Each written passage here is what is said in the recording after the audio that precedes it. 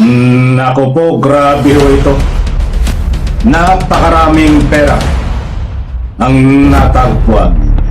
Kumpirmado, binuksan na. Pinagtataguan ng tagong yaman na ninakaw di umano ni Sarasayad Lustay Duterte. Alright, welcome back to my YouTube channel. I'm Andes Vlog. Mga kaibigan, heto ho. Talagang napakainit na usapin ngayon. Tungkol dito, latest update. Bigla hong binuksan na.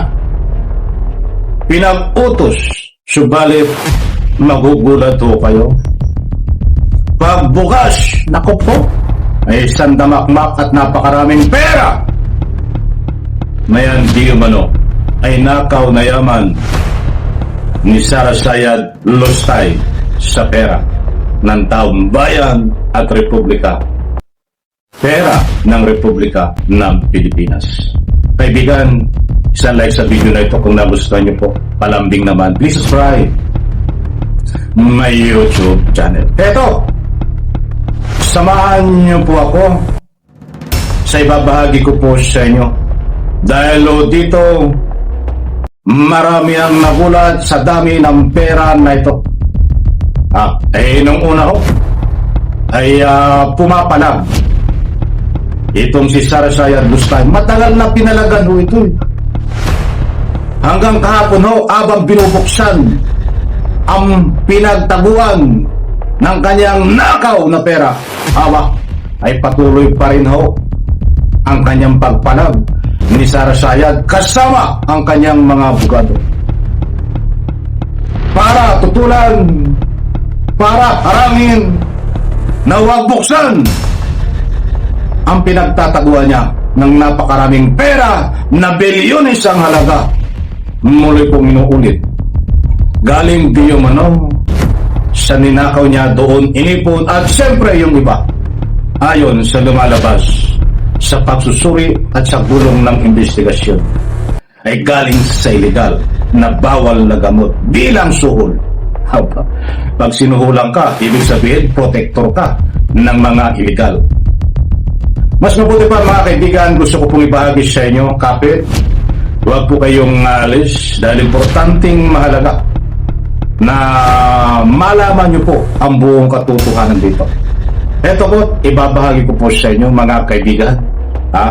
Matindi ho. Pinayagan ng impeachment court ang hiling ng prosekusyon ay pasapiha ang tax and bank records ni VP Sara Duterte. Para yan sa Article 2 ng impeachment complaint kaugnay ng sinasabing unexplained wealth o yung hindi may paliwanag na yaman ng vice-presidente. Paliwanag yung presiding officer Chief Escudero, reasonably described at malinaw ang pagkakalarawan sa mga dokumentong hinihingi.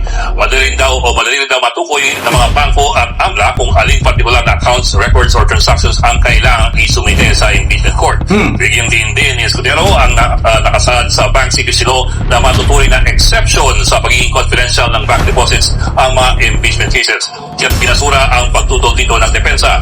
Pero paglilinaw ni Escudero, hindi maling gamiting patayan ng mga dokumento para magdagdag sa Yan mga kaibigan na naganap kahapon, pinagtalunan, ilang oras na pinagdebatihan dahil pumapalago ang kampo ni Sarasayad Lustay dahil ayaw pabuksan ang pinagtataguan ng pera ni Sarasayad Lustay.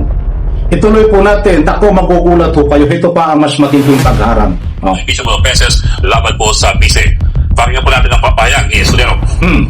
The court will only allow these records to be used to establish a factual baseline against which the respondent's assets, financial transactions, and business interests during her present term may be assessed.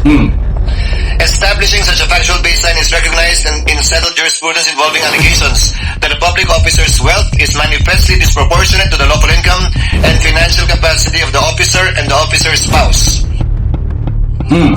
Sabi pa ng prosekusyon, hindi may tuturing na panghihimasok sa pribadong buhay ng vice at ng kanyang mister ang pagpapasapina sa mga nasabing dokumento. Higit pa nila, klaro rin daw sa mga dating desisyon ng Korte Suprema na kailangang makita ang big picture para malaman kung lehitimo o hindi ang pinanggalingan ng pera ni VP Sara. Narito ang naging sagutan dyan ni House Prosecutor Chel Jokno at Defense Lawyer Attorney Michael Poa. Ang challenge po kasi, Ayan mga kaibigan, pakinggan po natin ito. Itong pagharang bago payagan na buksan ang pinagtataguan ng nakaw na pera di umano ni Sarasaya at Lustay. Nagtalo-talo pa hun para lang mabuksan. Hinaharang nga eh. Eto. Ay parang snapshot lang po yan. Year-end, kung ano yung mga assets, liabilities, and net worth. Del Monte Onslaught Isang Ayan, medyo nag-commercial po mga kaibigan. Hanggang doon lang muna. helps lower Ang cholesterol. importanteng mahalaga, mga mahal kong taga-subaybay, ay naihatid ko po sa inyo. Itong handali lang ha. Alaga Del Monte. Ayun. Okay, shoutout po. Yan po yung naganap kahapon diyan ho sa gulong ng impeachment laban ho kay Sarasaya Lustay. Hinarang ho ng kampo ni Sarasaya Lustay na wag buksan. Subalit nagdesisyon po at nagbutuhan, pumabura ang desisyon at pinayagan ho ng presiding officers na siya si Isurero. At mga kaibigan, yan po ang nangyari. Hindi ho tayo nagpapakalat ng mga fake news dito. Ang nangyari po kahapon, disclaimer lang, para lubos nyo pong maunawaan, ay pinayagan na po, legal na mabubuksan na ho. Itong mga bank account, importanteng mahalaga, na mabuksan ho ito dahil yan ho ang magiging basihan kung talagang mayroong itinago na pera si Sarasaya Lustay na hindi po dineclare sa kanyang saldo. Alalahanin po natin, mayroon na pong mga resibo na hawak ang mga kinaukulan. Kaya lang ho dito ay bahagi po ng proseso na kailangan mabuksan din. Nang nasa resibo ho ay bilyon na pera ang dumaan sa bank account ni Sarasaya Lustay. Kaya ang maliwanag ho dito, pagbukas ng pinagtataguan, naku po, bilyong pera ang natagpuan. Abangan po natin.